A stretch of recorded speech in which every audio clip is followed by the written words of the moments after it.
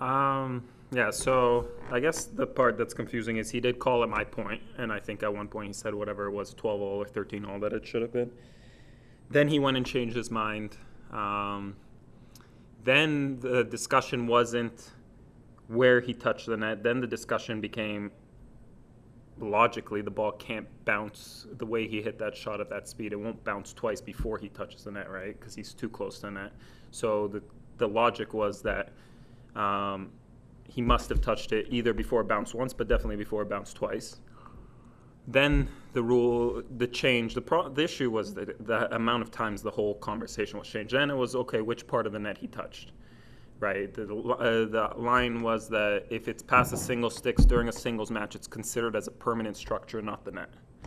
But I'm sure that if I hit a forehand that hit the top of that post on the doubles and it bounced across or it happened to me, they would count that as a let. So I don't have faith that they were being completely honest, but it is what it is. Like, I think they just handled it badly. Could whatever the rule would have been, I just didn't think it was handled well. Lucas speaks with Tiafoe. Congratulations, Milos, on the win. I'm curious just your thoughts on the third set. You see 6 break points, 4 of them were aces. Just felt like a lot of clutch serves at really opportune moments.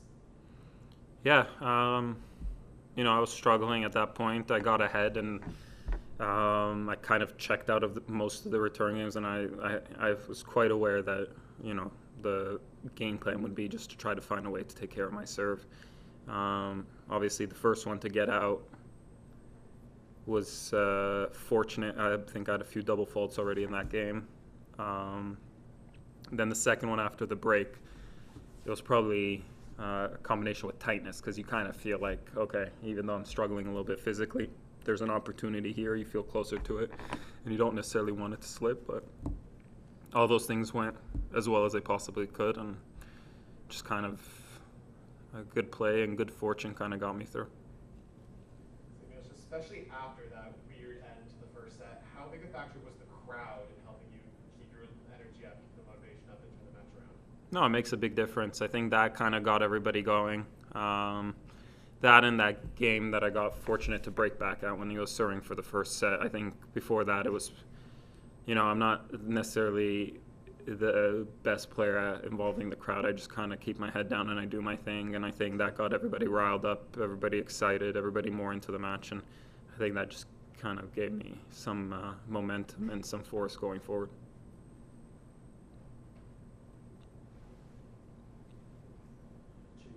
From the score. Milos, tonight the Davis Cup team was honored. You got their rings. Obviously, you had a big role in this team to the world level through the match you played in South America and Israel over the years. So what did that moment kind of mean to you to see them celebrate such a big moment for Canadian tennis?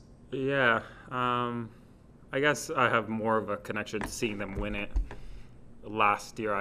Obviously I was so caught up in getting ready for mine between nerves, and I didn't really get to see any of that ceremony, but I think for me it was more so about last year. Once they won, you kind of realize the importance of it. Obviously, getting that recognition here in front of, especially since there's no home ties and these kind of things anymore. Getting that, seeing them get that recognition must have been something incredibly special. But like I've said it a few times now, that I think it's by far the biggest moment in Canadian tennis, just because it represents a much longer heritage, a much longer lifespan than, for example, you could compare it to Bianca winning the U.S. Open. I think it's much bigger just because there's been a lot of people that have been involved with Davis Cup in Canada, from the players, staff, volunteers, home ties, away ties, the fans that decide very enthusiastically to travel to all these places, bring out those big cardboard cutouts. And that's only since I've been around. Who knows what they were doing if you go back 70s, 60s, 80s. So I think all that comes together. It touches a lot more people. It's a much bigger effect, and I think it's an enormous achievement. Hey, Milos, now you have that first win in the can. What do you think you're capable of this week? I just got to find a way, give myself the best chance I can to win next week. Not next week even. next match. It doesn't really go much further than that. I think it's a very short-term, short-focused, and doing everything I can for that. Milos, after all you've been through the past 2 years, being off the tour, all the hard work you had to put in to come back, getting in shape and getting match ready, what does it mean to come back and have a match, a victory like this over such a top-level opponent, and to do it on home soil and with your parents and friends? Yeah, I don't know which of those things is kind of the most meaningful to me. The way I can put it is, I've known through practice, I've been able to see at the level I can play. The thing I've always said is, it doesn't matter how much you do the right things, you never know when things kind of click and when things come together for you. For me, it's incredibly special for it to be here. That match goes a different way. I think it still would have been a positive stepping stone to the progress I'm making.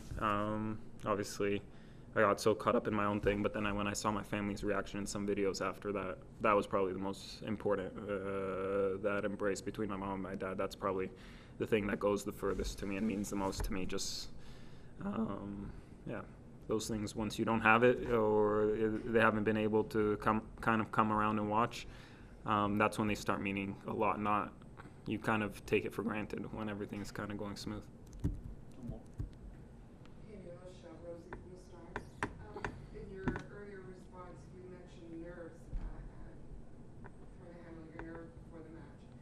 At this point, do you still get nervous because you've never ever shown it? Yeah, yeah. But nerves are a good thing. It keeps you sharp. It keeps you anxious.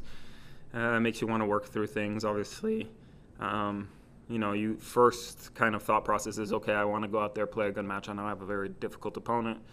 Don't know how many times I get to do this again. All these kind of things. So you kind of feel like a clock kind of ticking against you, but then also that eagerness to be able to produce something to be proud of. Like, all those things kind of cross your mind. And then the beauty of it is, once you start competing, I think that goes away pretty quickly, and it becomes kind of a focus on the immediate challenges and difficulties you're trying to get through point by point.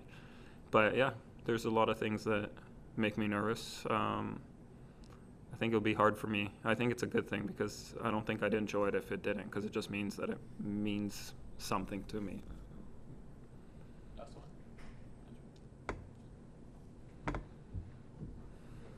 Andrew from the ATP. You were talking about the video that you saw of your parents embracing you, what that meant to you.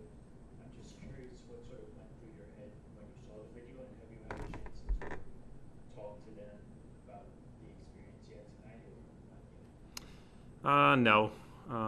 Yeah, I saw it. I just thought it was sweet. I'm just so caught up in getting ready for the next thing. I'm not very good at stopping and reminiscing.